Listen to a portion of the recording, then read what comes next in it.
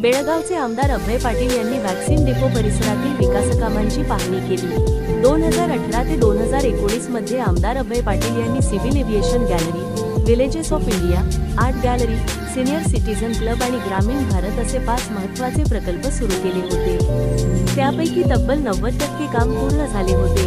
मात्र त्यानंतर काँग्रेस सरकार आल्यावर ही कामे बंद पाडण्यात आली।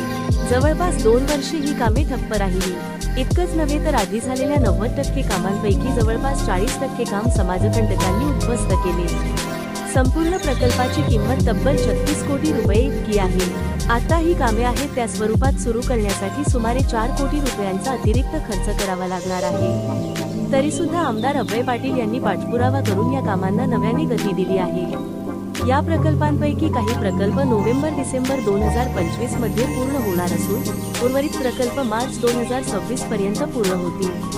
प्रकल्प पूर्ण झाल्यानंतर दररोज सुमारे 5000 पर्यटक येथे भेट देणार आहेत। त्यामुळे मोठ्या प्रमाणात बेळगावचा व्यापार वाढणार आहे।